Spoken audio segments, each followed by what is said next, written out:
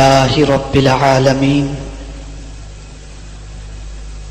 والعاقبة للمتقين والصلاة والسلام على سيد الأنبياء والمرسلين وعلى آله وأصحابه الطيبين الطاهرين أما بعد فأعوذ بالله من الشيطان الرجيم بسم الله الرحمن الرحيم ولو أنهم إذ ظلموا أنفسهم جاءوك فاستغفروا الله واستغفر لهم الرسول لوجدوا الله توابا رحيما صدق الله العظيم. الصلاة والسلام عليك يا رسول الله الصلاة والسلام عليك يا حبيب الله الصلاة والسلام عليك يا نبي الله الصلاة والسلام عليك يا نور الله وعلى آلك وأصحابك يا حبيب الله صلی اللہ تعالی علیہ وسلم. تحریک سنی دعوت اسلامی کی جانب سے آپ تمامی حضرات کو عید الفطر مبارک ہو. اللہ عز و جل اپنے پیارے محبوب صلی اللہ علیہ وسلم کے صدقہ و طفیل ماہ رمضان المبارک میں عبادت و ریاضت کی جو عادتیں تھیں، اللہ عز و جل ان عادتوں کو زندہ رکھنے کی ہم سب کو توفیق نصیب فرمائے. میرے پیارے آقا صلی اللہ تعالی علیہ وسلم کے پیارے دیوانوں، اللہ عز و جل کا کرم اور اس کے پیارے محبوب صلی اللہ علیہ وسلم کا احسان کہ کم و بیش 17-18 روز مدینہ منورہ میں قیام اور 1 ہفتے کا مکہ مکرمہ میں قیام کر کے آج ہی مدینہ شریف سے واپسی ہوئی ہے. اللہ تعالیٰ اپنے پیارے محبوب صلی اللہ علیہ وسلم کے صدقہ و طفیل آپ سب کو بھی بلکہ جملہ مومنین کو اس در پاک کی حاضری بار بار نصیب فرمائے. اطلاع یہ بھی آپ کو میں عرض کر دوں کہ آپ تمامی حضرات جو بھی سنی دعوت اسلامی کے ہفتہ واری جن جن علاقوں میں اجتماعات ہوتے ہیں، ان اجتماعات میں شریک ہونے والوں کے لیے بھی مکہ مکرمہ اور مدینہ منورہ میں جی بھر کر کے دعائیں کی گئی ہیں. اللہ عز و جل اپنے حبیب کے صدقے میں ان مقامات مقدسہ پر کی جانے والی دعاؤں کو اپنی بارگاہ میں قبول فرمائے. میرے پیارے آقا صلی اللہ علیہ وسلم کے پیارے دیوانوں، آج تفسیر میں رئیس المفسرین استاد گرامی سے آپ مدینہ منورہ کے حوالے ہی سے بہت ساری باتیں سماعت فرما چکے ہیں. دنیا میں کوئی شہر ایسا نہیں ہوگا جس شہر کے لیے انسان اتنا تڑپتا ہو جتنا مدینے کے لیے تڑپتا ہے. آپ اندازہ لگائیے ایک ایسے شہر کے اندر جانے کی تڑپ، بلکہ اس شہر میں صرف جانے ہی کی تڑپ نہیں ہوتی، بلکہ ایک بندے مومن کی تمنا بھی یہ ہوتی ہے کہ اس شہر میں پہنچ کر اس کے جسم سے روح پرواز کر جائے. عام طور پر انسان جینے کا خواہش مند ہوتا ہے، لیکن مدینہ ایسا شہر ہے کہ آدمی چاہتا ہے کہ ادھر موت واقع ہو جائے تو اس سے بڑا خوش نصیب کوئی نہیں ہو سکتا. ابھی کل ہی کی بات ہے، جب فجر کی نماز کے بعد جنت البقیع شریف کی طرف فاتحے کے لیے ہم گئے تو ساتھ میں جو مبلغین تھے ان سے ہم نے کہا کہ عام طور پر قبرستان کو دیکھنے کے بعد آدمی کی کیفیت جدا ہو جاتی ہے اور آدمی سوچتا ہے کہ یہ دار العبرت ہے، یہ عبرت کی جا ہے، اور اس کی بڑی عجیب کیفیت بن جاتی ہے. کچھ گھبراہٹ سی پیدا ہوتی ہے، کچھ تشویش سی پیدا ہو جاتی ہے. لیکن جنت البقیع کو دیکھ کر کے آدمی اس میں دفن ہونے کی تمنا کرتا ہے. آپ اندازہ لگائیے رب قدیر جل جلالہ کا یہ کتنا بڑا انعام اور اس شہر اور اس قبرستان کی کتنی بڑی عظمت ہے. اور کیوں نہ ہو کہ وہاں جانے کا حکم اور وہاں پہنچ کر توبہ و استغفار کا حکم خود رب قدیر جل جلالہ نے اپنے کلام کے اندر فرمایا ہے. رب قدیر قرآن مقدس میں ارشاد فرماتا ہے وَلَوْ أَنَّهُمْ إِذْ ظَلَمُوا أَنفُسَهُمْ، اور اگر وہ اپنی جانوں پر ظلم کریں. ظلم کسے کہتے ہیں؟ وَضْعُ الشَّيْءِ عَلَى غَيْرِ مَحَلِّهِ، جو چیز جس کام کے لیے بنائی گئی ہو اس کے برعکس اگر کوئی کام کیا جائے تو اس کو کہتے ہیں ظلم. اللہ نے مسلمانوں کو کیوں پیدا فرمایا اور خیر امت کا تاج مسلمانوں کو کیوں عطا فرمایا؟ تو میرے پیارے آقا صلی اللہ علیہ وسلم کے پیارے دیوانوں، صرف نیکی کرنے کے لیے نہیں بلکہ نیکی کا حکم دینے کے لیے اسے خیر امت کا تاج عطا فرمایا گیا، اور برائی سے بچنے کے لیے ہی نہیں بلکہ برائی سے روکنے کے لیے خیر امت کا تاج اسے عطا فرمایا گیا. اب ایک بندہ مومن جس کام کے لیے پیدا کیا گیا ہے اور جس کام کی وجہ سے اسے منصب عطا کیا گیا، اگر وہ اس کام کو انجام نہیں دے رہا تو گویا وہ ظلم کر رہا ہے. اور جب ظلم کر چکا، ہاتھ اللہ عز و جل نے قرآن مقدس چھونے کے لیے عطا فرمائے، ہاتھ کا استعمال اس نے غلط کام میں کیا. پیر کو رب قدیر نے نیکی کے لیے اٹھانے کے لیے حکم دیا، غلط کاموں میں استعمال کیا، اس نے ظلم کیا. اور یہ بات ذہن میں رہے کہ جب جب انسان اپنے وجود پر ظلم کرے گا اس انسان کی طبیعت کے اندر بے چینی پیدا ہوگی، بے قراری پیدا ہوگی. اور جب بے چینی اور بے قراری پیدا ہوگی تو انسان مارا مارا پھرے گا. تو میرا رب نہیں چاہتا کہ اس کے محبوب صلی اللہ علیہ وسلم کے امتی مارے مارے پھرے، اس لیے فرمایا کہ اگر ان کی جانوں پر وہ ظلم کر بیٹھیں تو کہیں مارے مارے پھرنے کی ضرورت نہیں، محبوب آپ کے پاس آ جائیں، آپ کے در پر آ جائیں اور آ کر کیا کریں؟ مجھ سے معافی مانگے. محبوب تجھے قبول کرنا ہے تو کہیں بھی تو معافی قبول کر سکتا ہے، در مصطفیٰ پر آنے کا حکم کیوں دے رہا ہے؟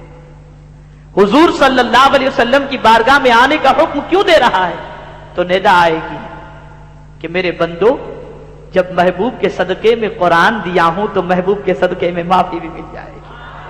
اس لیے آ جاؤ، ان کے در پر آ جاؤ اور یہاں آ کر اللہ سے معافی چاہو. اور پھر اس بندے مومن کے قلب و جگر پر یہ بات بھی رہے کہ میں نے معافی میں حضور صلی اللہ علیہ وسلم کو گواہ بنایا ہے. تو ایک عاشق جو ہوتا ہے وہ جب سرکار صلی اللہ علیہ وسلم کی بارگاہ میں اللہ سے سچے دل سے توبہ و استغفار کر لے تو پھر کبھی وہ یہ نہیں چاہے گا کہ اس کی زندگی پھر گناہوں کے دھبوں سے آلودہ ہو جائے، داغدار ہو جائے.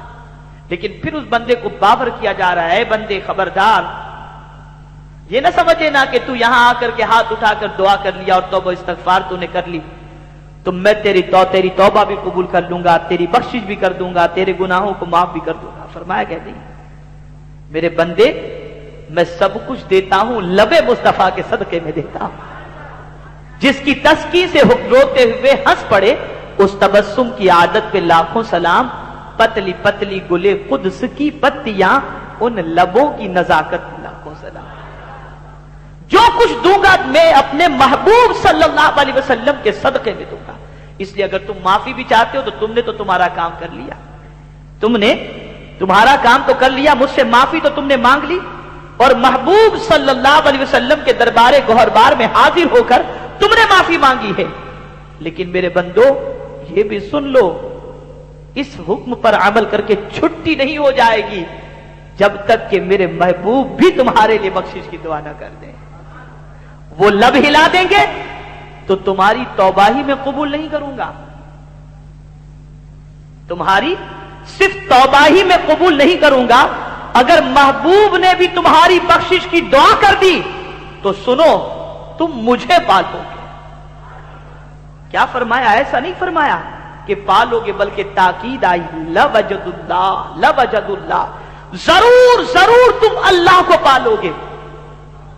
ہم اللہ کو پاتے ہیں، کبھی قہار کی حیثیت سے پاتے ہیں، کبھی جبار کی حیثیت سے پاتے ہیں، کبھی غیظ و غضب میں پاتے ہیں، لیکن درے مصطفیٰ پر اگر تم نے توبہ کی ہے تو اب وہاں تم میرے محبوب کے دربار میں توبہ و استغفار تم نے کر لی، محبوب نے بھی تمہاری بخشش کی دعا کر دی، تو مجھے پاؤ گے لیکن شان قہاری کے ساتھ نہیں پاؤ گے، توبہ قبول کرنے والا پاؤ گے اور مہربانی کرنے والا پاؤ گے۔ تو رسول اعظم صلی اللہ علیہ وسلم کے دربار گوہر بار میں اللہ عز و جل سے جو معافی مانگتا ہے، اور حضور صلی اللہ علیہ وسلم بھی اس کی بخشش کی دعا اگر فرماتے ہیں تو بندہ ضرور اللہ کو پا لیتا ہے، اور اس شان سے پاتا ہے کہ اللہ اس کی توبہ قبول بھی فرما لیتا ہے اور محبوب کے لبوں کے صدقے میں رحمتوں کی بارش بھی فرما دیتا ہے۔ بھائی توبہ کی تھی نا، اس نے رحم و کرم کہاں مانگا تھا؟ اس نے تو توبہ کی تھی، صرف توبہ کا قبول کرنے والا رب کو پا لیتا۔ لیکن یہاں فرمایا جا رہا ہے لوجد اللہ تواب الرحیمہ، کہ بندے تم توبہ قبول کرنے والا اللہ کو پاؤ گے اور مہربانی کرنے والا۔ یہ رحیم کس کے لیے فرمایا گیا؟ تاکہ محبوب لب ہلائیں تو ان کے صدقے میں کچھ ملنا بھی تو چاہیے، تو توبہ بھی قبول ہو جائے گی اور محبوب کے صدقے میں رحمت و انعام سے تمہیں نواز دیا بھی جائے گا۔ جب یہ آیے کریمہ دیہات میں رہنے والے ایک بزرگ کے پاس اس آیت کریمہ کے بارے میں بتایا گیا کہ یہ آیت کریمہ حضور رحمت عالم ارواحنا فداہ صلی اللہ تعالی علیہ وسلم پر نازل ہوئی ہے، اور سرکار صلی اللہ علیہ وسلم کے دربار گوہر بار میں جو بھی حاضر ہو کر اللہ سے معافی مانگے اور حضور بھی اس کی سفارش فرما دے تو رب قدیر جل جلالہ اس کی توبہ کو قبول فرما دیتا ہے۔ تو اب وہ بزرگ وہیں سے آواز دیتے ہیں ظلمت نفسی لبیک یا رسول اللہ، ظلمت نفسی، میں نے اپنی جان پر ظلم کیا ہے، میں نے گناہ کیے ہیں، میرے آقا میں حاضر ہوں، میرے آقا میں حاضر ہوں۔ یہ کہتے ہوئے سرکار مدینہ صلی اللہ علیہ وسلم سے ملنے کی غرض سے مدینہ منورہ تشریف لے گئے، لیکن جب مدینہ منورہ پہنچے تو صحابہ کرام علیہ رضوان سے رسول اعظم صلی اللہ علیہ وسلم کے بارے میں جب انہوں نے دریافت کیا تو بتایا گیا کہ آقا کائنات صلی اللہ علیہ وسلم داغ مفارقت دے گئے ہیں اور اس دنیا سے ظاہری طور پر میرے آقا صلی اللہ تعالی علیہ وسلم پردہ فرما چکے ہیں۔ تو بڑی تشویش ہوئی انہیں رسول اعظم صلی اللہ علیہ وسلم کی قبر انور کی زیارت کرائی گئی، بس وہ قبر انور کو دیکھے اور بے قابو ہو گئے اور قبر انور سے لپٹ گئے، اور لپٹ کر کے انہوں نے جو اشعار کہے ہیں آج بھی وہ اشعار سرکار مدینہ صلی اللہ علیہ وسلم کی سنہری جالیوں سے لگ کر کے جو ستون ہیں ان ستونوں پر آج بھی وہ اشعار لکھے ہوئے۔ انہوں نے برجستہ کہا یا خیر من دفنت بالقاء اعظمه فطاب من طيبهن القاع والاكم نفس الفداء لقبر انت ساكنه فيه العفاف وفيه الجود والكرم۔ یہ اشعار وہ پڑھتے رہے اور یہی عرض کرتے رہے کہ میں گنہگار ہوں، میں نے اپنی جان پر ظلم کیا ہے، میں رب کی بارگاہ میں توبہ کرتا ہوں، حضور آپ بھی بخشش کی دعا فرما دیں۔ بس اب وہ اشعار کہہ رہے تھے اور معافی مانگ رہے تھے، قبر انور سے آواز آتی ہے غفرانکا غفرانکا غفرانکا، جاؤ اللہ نے تمہاری بخشش فرما دی، اللہ نے تمہیں معاف فرما دی۔ اسی لیے آقا کائنات صلی اللہ علیہ وسلم ارشاد فرماتے من زار قبری وجبت لہ شفاعتی، جس نے میری قبر کی زیارت کی اس پر میری شفاعت واجب ہے۔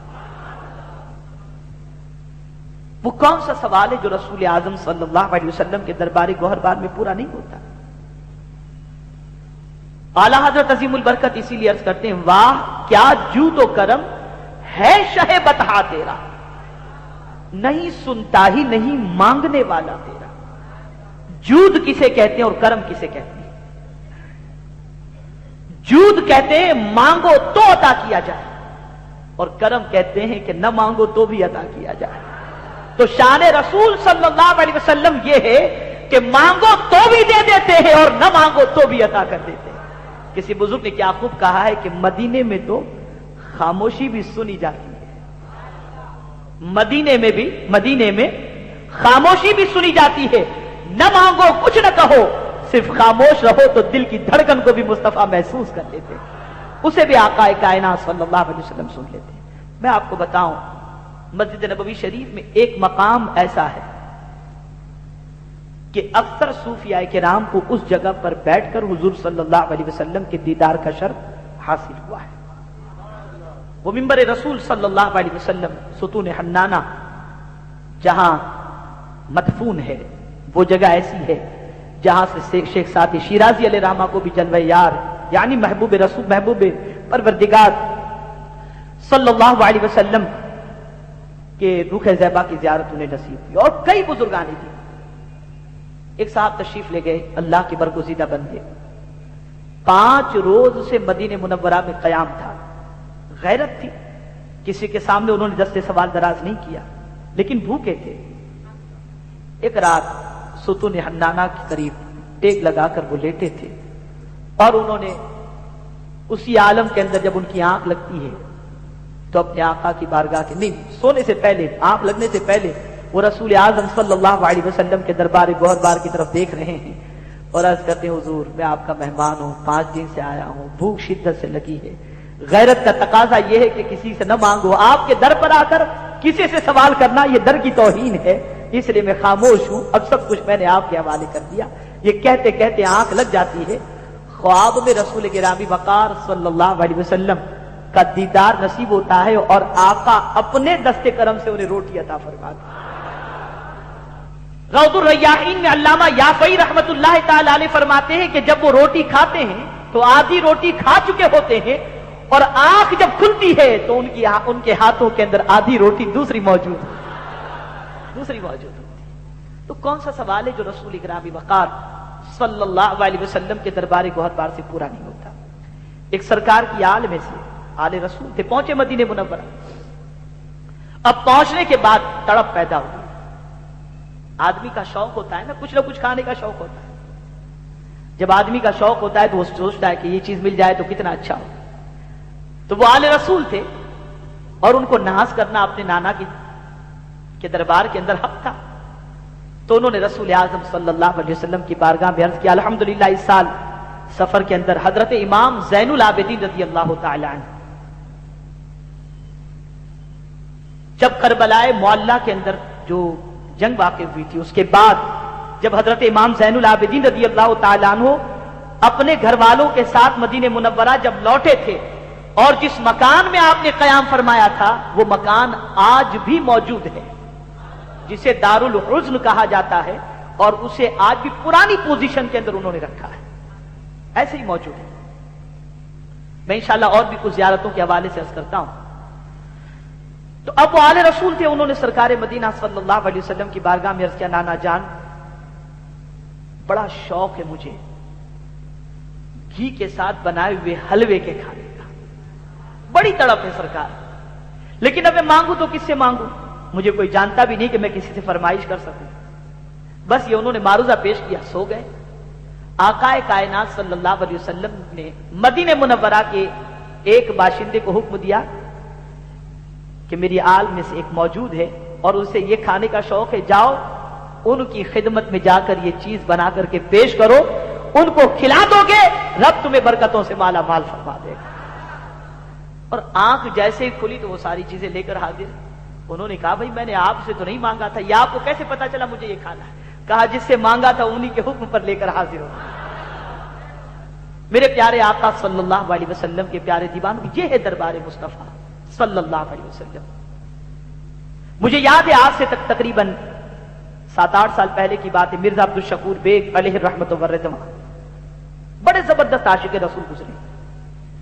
جب مدینہ منورہ میں حضرت دعائیں دینے کے لیے قیام گاہ پر تشریف لائے تھے، اور جب حضرت کو چھوڑنے کے لیے ہم نیچے اترے اور گاڑی میں جب حضرت کو بٹھا رہے تھے، اس موقع پر حضرت کے رخ انور کو دیکھ کر ایک بندے کے دل میں تڑپ پیدا ہوئی کہ حضرت سے وہ دعا کرائے، تو وہ حاضر ہو کر حضرت سے عرض کرتا ہے کہ حضور میرے لیے کچھ دعا فرمائیں۔ تو حضرت نے فرمایا کیا دعا کروں؟ جملہ ذہن میں رکھیے گا۔ انہوں نے پوچھا کیا دعا کروں؟ تو اس شخص نے کہا حضرت دعا فرمائے اللہ میری بخشش فرما دے۔ کیا؟ اللہ میری بخشش فرما دے۔ قربان جائیے ان کے جملے پر۔ ارشاد فرماتے ہیں بیٹا مکہ مکرمہ میں بندہ خدا کی رحمت کو تلاش کرتا ہے، بخشش کا مزدہ جاں فضا مل جائے گا. اور پھر آگے گرہ لگاتے ہوئے بزرگ فرماتے ہیں کہ سنو، اب سرکار نے بلا لیا اور شفاعت کا مزدہ بھی دے دیا. اب کہیں ایسا نہ ہو کہ کوئی یہ کہے کہ مدینے جا کر بھی سدھر کر کے نہیں آیا. اس عطا کی لاج بھی رکھ لینا. کیا کرنا؟ اس عطا کی لاج بھی رکھ لینا کہ اتنے بڑے دربار میں تمہیں بلایا گیا، مہمان بنایا گیا، تو اب ایسے بن کر کے لوٹنا کہ دنیا پکار اٹھے کہ آقا نے اس کو نواز دیا ہے، آقا نے اس کو نواز دیا ہے. یہ پہلا اتفاق تھا اس سال کہ اس غار کی زیارت کا اتفاق، اس غار کے دیدار کا اتفاق نصیب، اس غار کے دیدار کا شرف حاصل ہوا الحمدللہ، جس غار کو غار سجدہ کہتے ہیں. آپ نے اکثر تقریروں کے اندر سنا ہے کہ حضور صلی اللہ علیہ وسلم امت کے غم میں 3 روز تک مدینے کے لوگوں سے تعلق بالکل توڑ کر اس غار میں تشریف لے گئے تھے، اور 3 روز تک سرکار صلی اللہ علیہ وسلم اپنی امت کی بخشش کی سرکار نے دعا فرمائی. نیچے سے تو زیارت سب کرتے ہیں، اس مرتبہ الحمدللہ میرے آقا صلی اللہ علیہ وسلم نے کرم فرمایا اور غار تک پہنچنے کا شرف حاصل ہوا. میں یقین کے ساتھ کہتا ہوں جو بھی رائے کے دانے کے برابر بھی سینے میں حضور صلی اللہ علیہ وسلم کی محبت رکھتا ہوگا، وہ اس غار کو دیکھنے کے بعد یقیناً آپ دیدہ بھی ہو جائے گا اور اس کا وجدان کہے گا کہ ہم کتنے نکمے ہیں، کتنے ناکارہ ہیں کہ اس رسول کی نافرمانی کرتے ہیں جو اتنی پہاڑی پر چڑھ کر اپنی امت کی نجات کے لیے 3 دن تک کھانا پانی سب چھوڑ کر اللہ کی بارگاہ میں توبہ استغفار کرتے رہے، اللہ کی بارگاہ کے اندر امت کی بخشش کی دعا کرتے رہے. آپ غار کا منظر دیکھیں گے تو خود بخود آپ کے دل کی کیفیت جدا ہو جائے گی. راستے میں کانٹے، کانچ، یہ ساری چیزیں ہیں، لیکن عشق سچا ہو تو ساری منزلیں آسان ہو جاتی ہیں.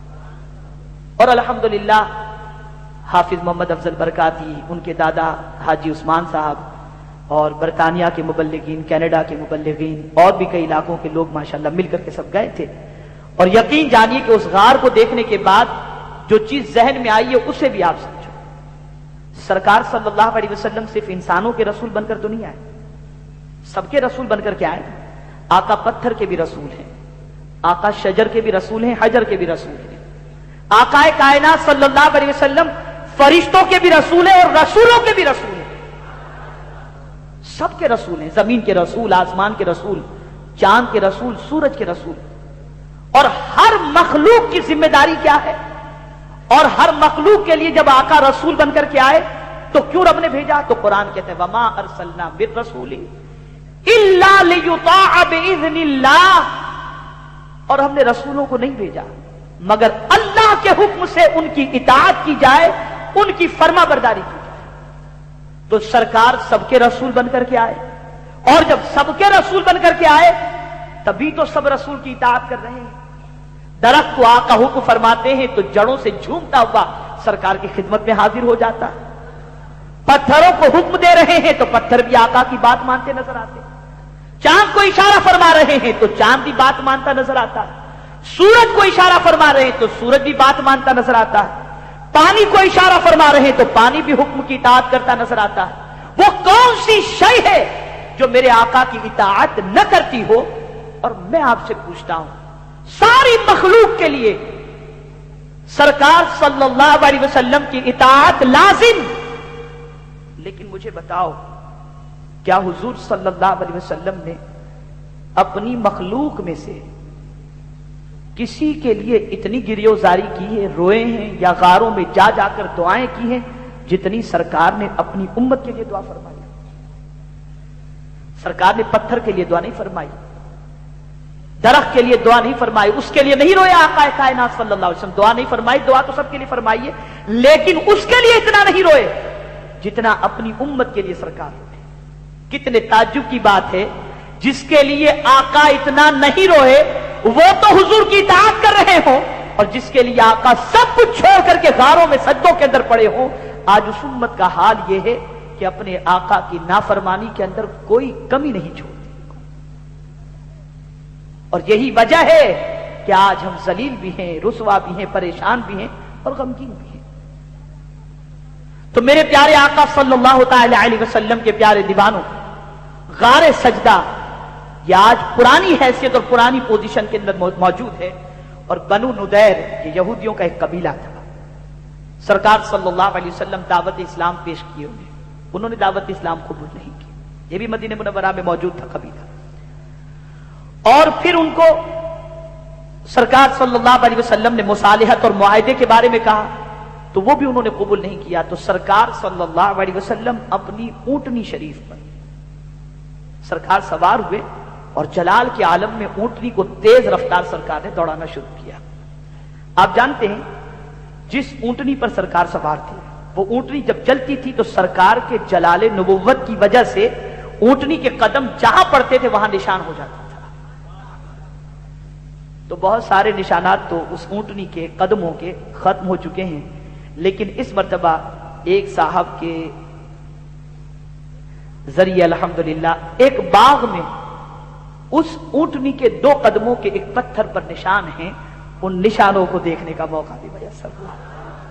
میرے پیارے آقا صلی اللہ علیہ وسلم کے پیارے دیوانوں، میں آپ کو کیا بتاؤں، مدینے کی بہاریں، مدینے کی کیفیات، مدینے کی طرف سے جو برکتیں اللہ عز و جل اور اس کے پیارے محبوب صلی اللہ علیہ وسلم نے رکھی ہیں، اپنی مثال آپ ہیں۔ اللہ عز و جل بار بار ادب کے ساتھ رسول گرامی وقار صلی اللہ علیہ وسلم کے در پاک کی حاضری کی سعادت نصیب فرمائے۔ میرے پیارے آقا صلی اللہ تعالی علیہ وسلم کے پیارے دیوانوں، میں مختصراً یہ مدینہ منورہ کے حوالے سے اور اس کے سفر کے حوالے سے میں نے کچھ باتیں عرض کی۔ اب جو مجھے اصل موضوع کی طرف آنا ہے وہ یہ ہے کہ آپ اچھی طریقے سے جانتے ہیں کہ ماہ رمضان المبارک ہم سے رخصت ہو چکا، ماہ شوال شروع ہو چکا، مسجدیں پھر گریہ گناہ ہیں، پھر ماتم کر رہی ہیں، ماتم مسجد سے پھر مصلیوں کی تعداد جو ہے وہ کم ہوتی جا رہی ہے۔ تجانے رمضان المبارک کے ختم ہوتے ہی گویا انسانوں سے نیکیوں کا جذبہ مکمل ختم ہو جاتا ہے، الا ماشاءاللہ، الا ماشاءاللہ۔ اب نہ نماز قضا ہو تو کوئی فکر ہے، نہ تلاوت قرآن مقدس سے محرومی پر کوئی افسوس ہے، نہ ذوق عبادت وہ نظر آتا ہے، نہ شوق عبادت نظر آتا ہے۔ آخر ماہ رمضان المبارک میں جس طریقے سے عبادت و ریاضت میں انہمام تھا اور مصروف تھے، ان ساری چیزوں میں یکسر اس طریقے سے تبدیلی کیسے واقع ہو جاتی؟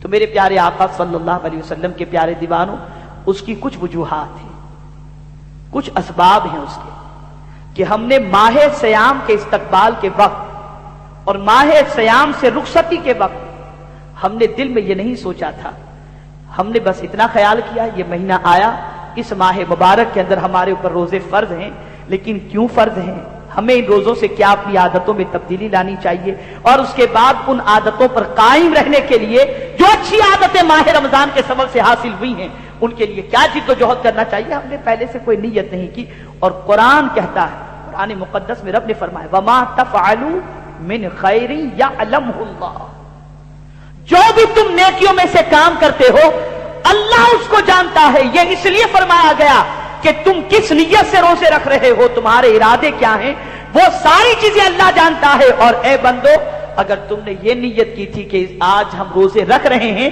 اور یہ روزے قلب کی صفائی کر دیں گے، تقویٰ کی دولت سے مالا مال کر لیں گے، اس نیت کی برکت سے اللہ تم پر کرم کی نظر بھی فرما دے گا۔ تو خیر، ماہ مبارک رخصت ہو چکا، لیکن ہماری ذمہ داری یہ ہے کہ ماہ سیام کے گزر جانے کے باوجود ہمیں نیکیوں سے دوری اختیار نہیں کرنی۔ اگر ماہ سیام کے اندر ہم کثرت سے قرآن شریف کی تلاوت کرتے تھے تو ان مہینوں میں کم سے کم 2-5 رکوع کی تلاوت کر لیں۔ اس ماہ مبارک میں 5 وقتہ نماز جماعت سے پڑھنے کی مکمل کوشش کریں، یہ ساری چیزوں کی عادت رکھیں۔ میں یقین کے ساتھ کہتا ہوں اگر آپ نے ان عادتوں کو باقی رکھا تو رمضان میں افطاری کے وقت مولا روزے دار کی دعا کو قبول کرتا ہے، اور رمضان المبارک کے بعد اگر آپ نیکیوں پر پابند رہے اور رمضان المبارک کی عبادتوں کو آپ نے اگر اپنی عادت بنا لی اور اس کے اوپر قائم رہنے کی کوشش کی تو انشاءاللہ العظیم پروردگار جل جلالہ دعاؤں کو قبول بھی فرمائے گا اور رب قدیر مصیبتوں کو دور فرما کر برکتوں سے مالا مال بھی فرمائے گا۔ تو نمازوں کی عادتیں پھر باقی رکھیں، तिलावत कुरान मुकद्दस का ज़ौक़ और शौक़ बाकी रखें, तभी आपके दिल में करार भी रहेगा, सुकून की दौलत भी हासिल होगी।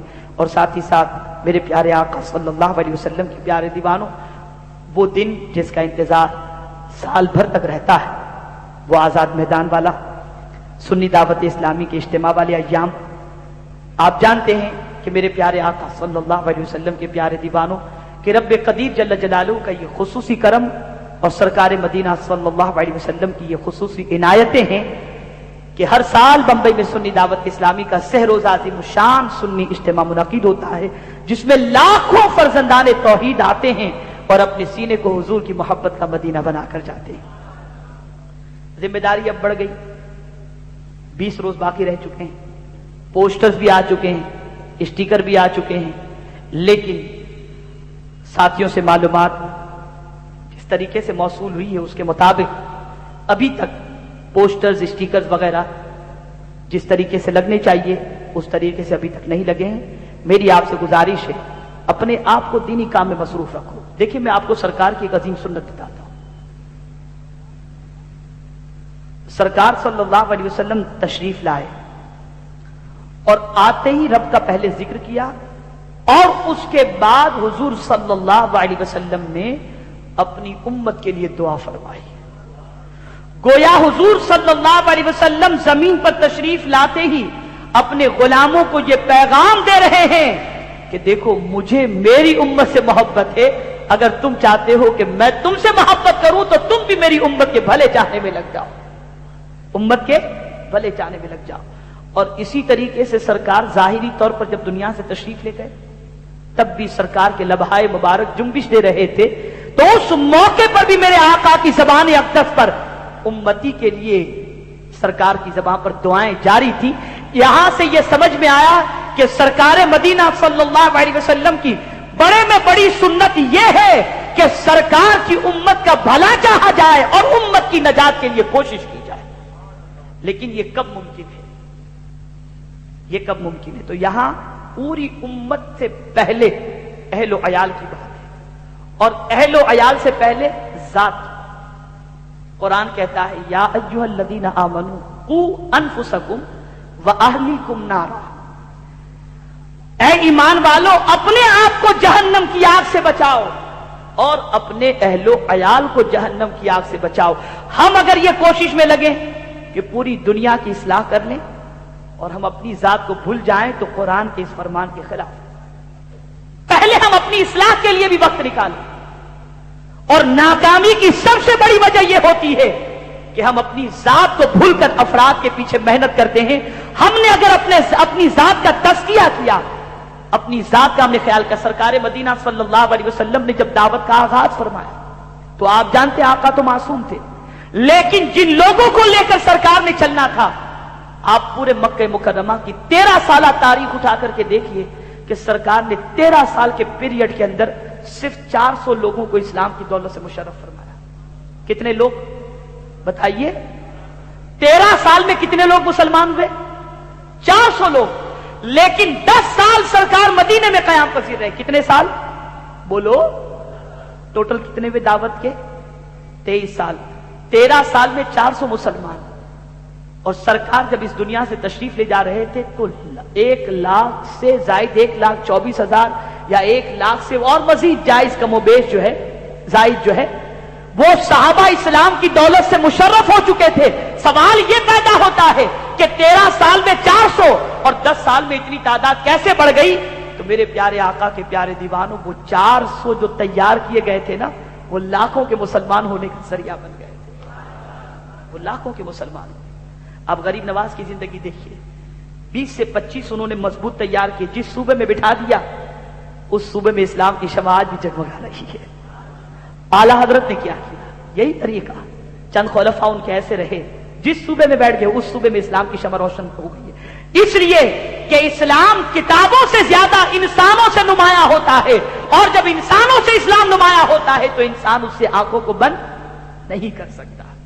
तो मेरे प्यारे आका सल्लल्लाहु अलैहि वसल्लम के प्यारे दीवानों, हमने अपनी जात के लिए भी वक्त निकालना है, उसके लिए भी एहतसाब करना है। अपने अंदर बुराइयों से कितनी नफरत पैदा है, अपने अंदर नेकियों का कितना जज्बा है, اپنے اندر اپنے وجود کو جہنم سے بچانے کا کتنا جذبہ ہے، اس کا بھی احتساب کرنا ہے۔ تو میری گزارش ہے کہ ہم اپنی بھی اصلاح کی کوشش کریں، قوم کو صحیح راستے پر لے جانے کے لیے وقت بھی قربان کریں، اور صحیح راستے پر لے جانے کے لیے جن جن چیزوں کی ضرورت ہے انشاءاللہ اس کے حوالے سے گاہے بگاہے آپ کو بتایا بھی جائے گا۔ فی الوقت آپ کی پہلی ذمہ داری یہ ہے کہ آزاد میدان کے سلسلے میں آپ پوسٹرز لے کر لگانا شروع کر دیں۔ آپ اپنے علاقوں کے اندر روڈ پر، دیواروں پر لکھائی کا کام بھی شروع فرما دیں۔ بھرپور تیاریوں میں لگ جائیں، محنت و مشقت میں لگ جائیں، کوئی گلی کوچا، کوئی علاقہ باقی نہیں رہنا چاہیے۔ ان کاموں میں آپ لگ جائیں، اور جو مرکزی ذمہ داریاں ہیں انشاءاللہ ان کاموں میں ہم کوشش کریں گے، مرکز کے ذمہ دار کوشش کریں گے۔ آپ لوگ دعائیں فرمائیں کہ اللہ تعالیٰ اپنے حبیب صاحب الاولاد ارواحنا فداہ صلی اللہ تعالی علیہ وسلم کے صدقہ و طفیل اپنے اور اپنے محبوب کی رضا کے لیے ہم سب کو کام کی توفیق عطا فرمائے، اور اللہ نہ کرے کوئی رکاوٹ اگر پیدا ہو رہی ہو تو اپنے حبیب کے صدقے میں ساری رکاوٹیں دور فرما دے، اور اسی طریقے سے بلکہ اس سے بہتر انداز سے اس سال بھی وادی نور میں سنی دعوت اسلامی کا اجتماع ہو اور اللہ تعالیٰ اسے اپنی بارگاہ میں قبول فرمائے۔ تو میری گزارش ہے کہ آپ حضرات بھرپور محنت میں لگ جائیں۔ کیا خیال ہے آپ کا؟ لگیں گے نا انشاءاللہ العزیز؟ کوئی کمی تو نہیں رہے گی؟ تو آپ سے میری گزارش ہے کہ آپ بھرپور محنت کریں، مشقت کریں، پوسٹرز لیں، علاقوں میں کام شروع کر دیں، خطوط لکھیں، دعوت دینا شروع کر دیں، اور مجھے امید ہے کہ جب وادی نور میں دوسرے کاموں کے لیے آپ کو یاد کیا جائے گا تو اس میں بھی آپ بڑھ چڑھ کر کے انشاءاللہ حصہ لیں گے نا انشاءاللہ العزیز۔ وما علینا الا البلاغ المبین۔ السلام علیکم۔